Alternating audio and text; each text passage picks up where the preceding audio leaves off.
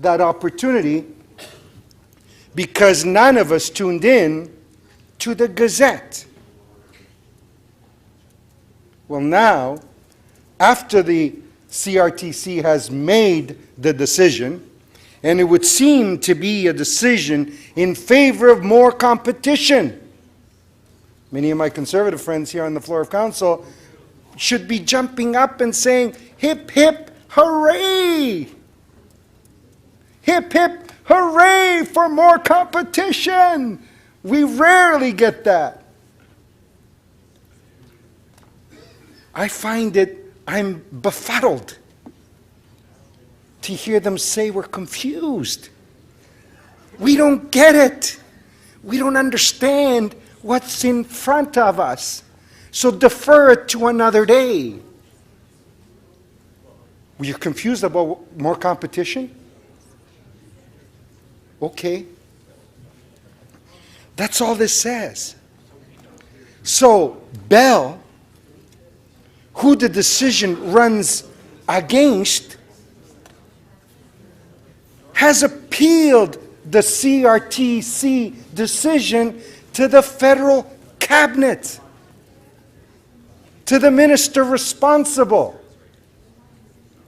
We're confused about that too, I presume, and that process. So what Councillor Layton has done with the motion in front of us today, it says, you missed that opportunity, you didn't read the Gazette, you didn't do it as individuals, although some of us have. However, we have this wonderful opportunity now to do it as a city council, not only on behalf of council, which is a heavy user of internet services. We pay a heavy, heavy, heavy price tag for internet services, but also on behalf of Torontonians, whom we represent. To be able to weigh in and say, we like the CRTC decision that creates more competition. That sounds pretty simple to me. It's clear as drinking water. I have no problem with that. But I understand as well some of the confusion that some of my colleagues find themselves in wanting to defend a particular individual's actions.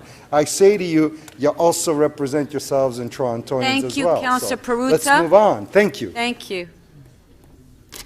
Councillor Holiday. Thank you, Speaker. This is the... Okay, go ahead. Sorry. Speaker. So, what we've been talking about today is better, faster, cheaper, more widespread access to internet in the city. And I'm the first person to stand here and say I want that. I'm going to be the last person to stand here and say I want that, maybe, maybe not. I think everybody on this council would say that. And if that was the extent of our submission today, I think that would fly right through. But it's not. It's not what we're saying. It's what has been sold as. What we're doing here is intervening into a CRTC process. And I'm not qualified to do that. I can talk about the public policy issue at the front, about access and cost, and yet probably competition is good. I don't know. That's their job to figure out. So the caution I have in this, or the concern that I have in this, is that we're following the lead of Calgary. We're riding on the coattails of their report. They've done the work. They've gone through this for months to put this together. I have no idea if the circumstances in Calgary match the circumstances of Toronto. In fact, I get my advice not from the report right here, I get it from those people over there, city staff. But you know what? We didn't even ask for a report. Perhaps the speaker after me may opt to do that, to get advice from our staff about what side of a CRTC discussion we should be on. But in the absence of that advice, I don't think we should be putting our nose into it, because I really don't know. I'll stand here for the record. I'll invite any other councillor to do that, to say, absolutely, we want cheaper prices in the city. We want more access. Beyond that, I really don't know where this will take us. Maybe it will end up worse. Maybe it will end up better. I'm not willing to take the chance. And in the absence of clarity, the answer's got to be no. Thank you. Okay, members of council, we only have 2 more items left. Okay, Councillor Kelly. Right, thank you, Speaker, and I'll be very brief. I'm going to Okay. support the motion, and here's the perspective that I have on it. The agency that's designed to adjudicate on these matters is the CRTC. It was that forum that heard all the arguments by people and organizations and governments that have an interest in this particular topic. It's been appealed to the Government of Canada, and I read this submission as support for the CRTC.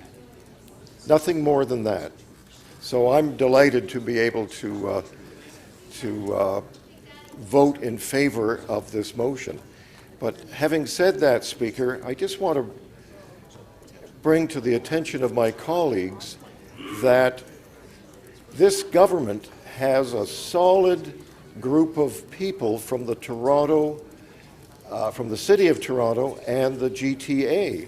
If there's going to be any weight to be swung in this debate, I would suggest that it will be swung by those members of Parliament rather than by ourselves. And so, you know, we've got to pick our fights. We've got to make sure that when we enter the fray, we're actually bringing weight to the side that we've chosen.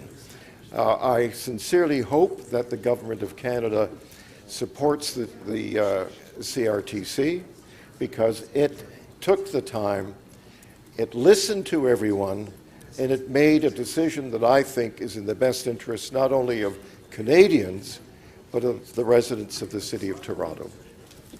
Thank you. Councillor Shiner. No attention to me whatsoever. So, Madam Speaker. Councillor Peruzza, could I just be able to concentrate? No, I like all of you. And maybe that's the reason why I stand, because, you know, Councillor Thompson, I heard your remarks, Councillor Holliday, Councillor Kelly, I wasn't here for you to hear them all, but this isn't a big ask. It's really not what you think it is, of having to do a review of everything that's happening in the internet. Let's go back to what happens in the City of Toronto. We have hydro poles, right-of-ways, and we had a telecom company. We are required to give access at a very low cost to our right-of-ways, it's a municipal access agreement, and the hydro poles, which are owned by Toronto property taxpayers or hydro payers, because we own them. But we're required to allow telecom companies, cable companies, access to all that. They put their infrastructure on that, and they go across the city.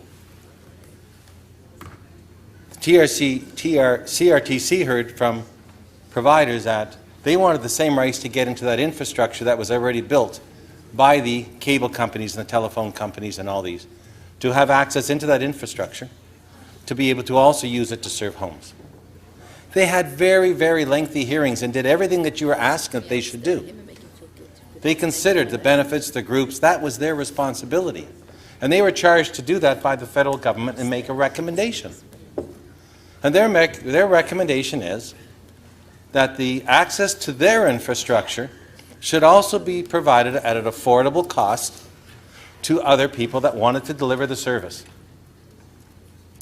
It's been through lengthy reviews. All the issues you were concerned about have been covered. So what are we asked today by Councillor Layton and Councillor Ainsley to do? We're simply asked to support the same thing. You provided the role to the CRTC to consider all this. They did that in great extent, lengthy hearings. They made a recommendation. What's happened is telecom companies aren't happy, and they're trying to go political, because now they're appealing back to the government to overturn the decision of the CRTC. Well, we object to that every time someone tries to overturn our decision on a development application and appeal it to the Ontario Municipal Board. Aren't we given the opportunity to review development and make a decision? The CRTC was given the role to review these applications and make a recommendation.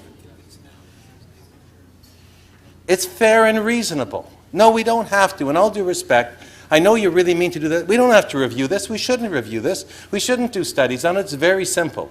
Do we believe that infrastructure that the telecoms have put into municipal properties, because none of them can get into a household without going through property taxpayer-owned infrastructure, right-of-ways or poles, they put their infrastructure on. Shouldn't the smaller companies be able to use that infrastructure that they've installed in the same manner that telecoms argue they should have the right to the publicly owned one? Absolutely. What should the rates be? What should the access be? What should the fairness be? The CRTC has dealt with that and made a ruling. The last thing we want to do is have the ruling of the CRTC overturned by the elected officials.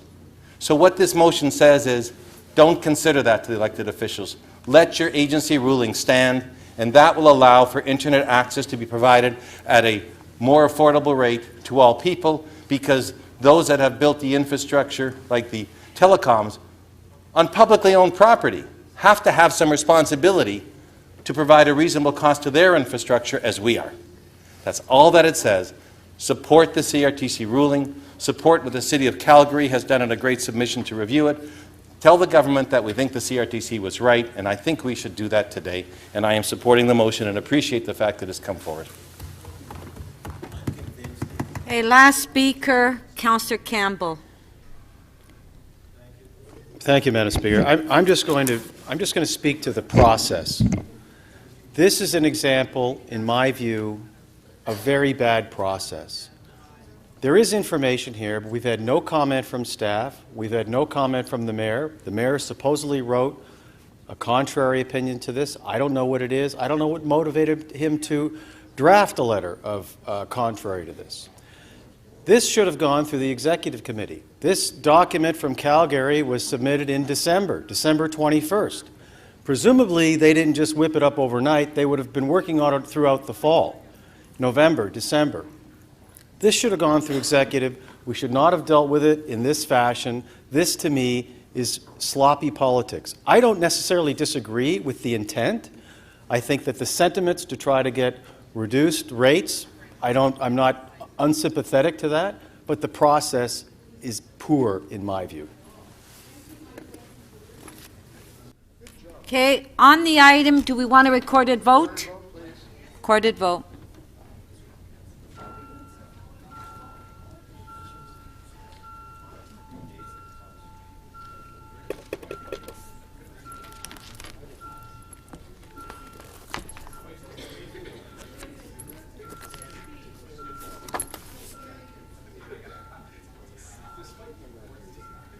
Councillor Crisanti. Councillor Palacio, please.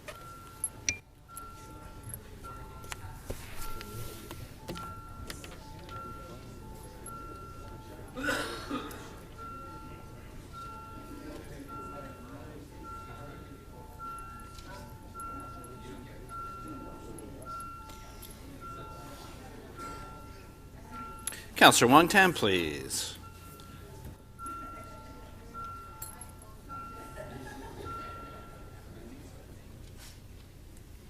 The motion carries 28 to 5.